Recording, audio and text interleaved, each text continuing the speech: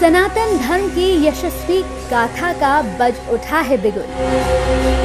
संसार के सबसे बड़े मेले में जुटने का आप सभी को सादर आमंत्रण। प्रयागराज महाकुंभ 2025 में उतर चुका है सनातनी।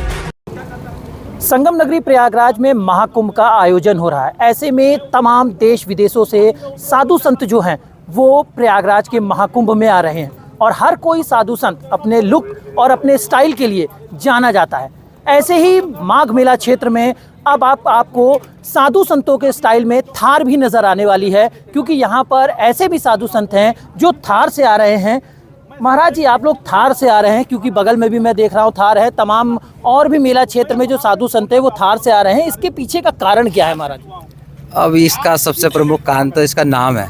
जो थार मरुस्थल जो हमारे राजस्थान में है, ये उसका नाम इसको दिया गया है कि इसका गाड़ी का, ये हमारी महिंद्रा की गाड़ी है और इसको थार, इस हमारे राजस्थान का जो थार मरुस्थल है उसके नाम पे इसको डिज़ाइन किया है। तो ये गंगा जी की भूमि सेम उसी रूप में है, तो यहाँ पे तो ये थार होनी ही चाहिए। ये थार की असली जगह है। इसमें कच्चे में घूमने के लिए ऑफ रोडिंग, कहीं पे सारा ऑफ रोड है, यहाँ रोड है ही नहीं।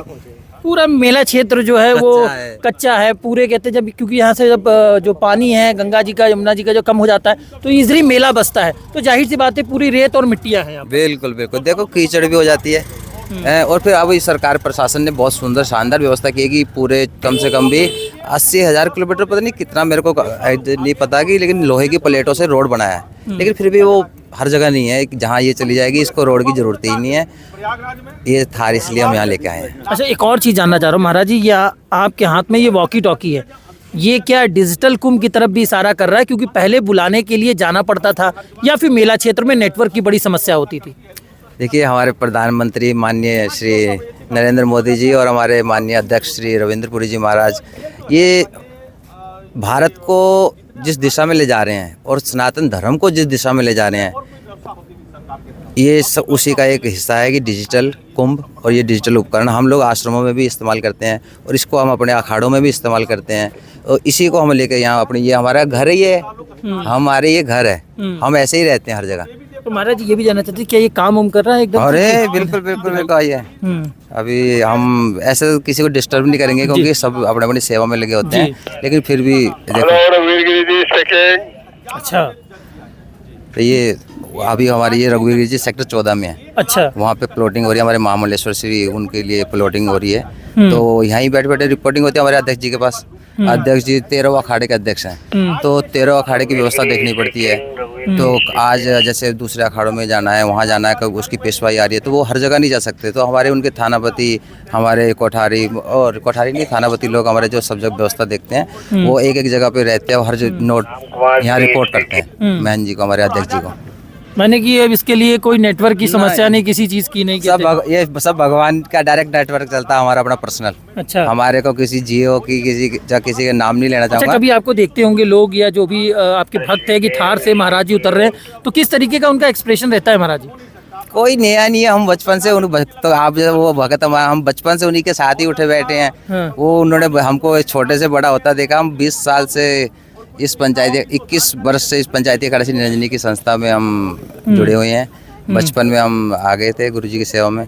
तो ये भगत तो हमारे जितने भी आप सब है, ये सब शुरू से जानते हैं कि हमको नए तो है नहीं उनके लिए। हाँ, आपके इन दर्शकों के लिए नए हो सकते हैं जो आपके माध्यम से देख रहे हैं हमारे को, तो उनको हमारा ऐसा है। तो ये वो साधु संत है जो अपने वेशभूषा और अपने स्टाइल के लिए जाने जाते हैं। महाराज जी, इस थार से चलने के पीछे का कारण क्या है? देखिए, मैं पहले भी एक न्यूज़ में कहा हूँ, थार एक राजस्थान का रेगिस्तान है, उसमें मिट्टी है, तो उसी से ही ये प्रेरणा के स्रोत से ये थार का नाम पड़ा है। तो इसलिए इसको थार कहते हैं। ये मिट्टी में, गड्ढा में, चढ़ाई में काम आ जाती है। ये आप जितना भी देख रहे हैं, अभी भी रोड का काम चल रहा है, ये पुल वाला। ये गाड़ी नवंबर से है यहाँ पे, तो उस समय में ये सब नहीं लगा हुआ था, तो ये मिट्टी में धसे नहीं, रुके नहीं। और हम लोग यहाँ 2 महीना जो आते हैं, ये 2 महीना सेवा के लिए आते हैं, पुण्य के लिए आते हैं। भक्तों के लिए भी और जितने साधु संत उनके दर्शन के लिए भी। और ये 2025 ये कुंभ है, डिजिटल कुंभ है। राइट। तो डिजिटल कुंभ के लिए कि हम लोग को ये साधन रखना पड़ता है। हम उसमें क्या है ना कि जो असमर्थ है, जो पहुंच नहीं पा रहे हैं, उनको पहुंचाते हैं हम लोग सब। सारा वो पास और सारी वो सुविधाएं रखते हैं, तो कहीं भी जा आ सकते हैं हम तो लोग। यानी कि कहा जा सकता है 4x4 सब रास्ता क्लियर वाला क्लियर, क्योंकि हमें वैसे रखना ही पड़ेगा। क्योंकि सब ऐसे होंगे तो फिर सुविधा नहीं दे पाएंगे ना, तो फिर भव्य कुंभ बनाना है इसको। और ये भगवान का क्या है ना कि ये महाकुंभ है, एक अवतार ही है। सही बात है। भव्य, दिव्य और नव्य कुंभ इस बार हो रहा है। महाराज जी, ये जो अलग अलग स्टाइल, अलग अलग लुक है, ये महाराजों और जो श्रद्धालुओं को देखने की तरफ बिल्कुल आकर्षण करती है। ये क्या है पीछे का राज? क्या श्रद्धालुओं को अपनी तरफ खींचने का है, या फिर अपने अंदाज या अपनी पहचान की वजह से साधु संत ये नहीं, आकर्षण तो योगेश्वर श्री कृष्ण में था, जो पूरे विश्व को अपने तरफ आकर्षण करते थे। हम लोग उनके शिष्य हैं, उनकी परंपराओं को चला रहे हैं, तो आकर्षण की बात नहीं है। कोई आकर्षण नहीं, आकर्षण तो आपकी साधना में होती है। साधन से कोई आकर्षण नहीं होता, आकर्षण साधना में होती है, जो हम लोग को साधना होना चाहिए। यह तो क्या यह है साधन है। साधन से सब कुछ नहीं पाया जा सकता, साधना से सब कुछ पाया जा सकता है। तो हम लोग साधना में रहते हैं, लेकिन साधन भी आज के समय में ज़रूरी है, क्योंकि हमको उतनी दूरी से यहाँ आना था, तो बिना साधन के कई दिन लग जाते। तो सब भक्त लोग साधन जुटाते हैं, हम लोग साधना के माध्यम से उनको आशीर्वाद दे करके उनके लिए करते हैं। तो साधना और साधन दोनों एक सिक्के के दो पहलू हैं। अब की बार डिजिटल कुंभ भी हो रहा है, तो उस डिजिटल कुंभ के जरिए मैं देख रहा हूँ कि लोग वॉकी टॉकी और तमाम उन टेक्नोलॉजी का इस्तेमाल कर रहे हैं जिन टेक्नोलॉजी से पहले लोग बहुत दूर थे। हमेशा हमारा विज्ञान से लाखों वर्ष से आगे हमारा अध्यात्म रहा, तो हम तो टेक्नोलॉजी में हमेशा आगे रहे। अरे आप देखो, जब उनको यज्ञ करना था दशरथ जी को, तो कहे कि भैया वो ऋषि जी से तो संपर्क हो नहीं रहा है, वशिष्ठ जी ने कहा मैं संपर्क करता हूँ।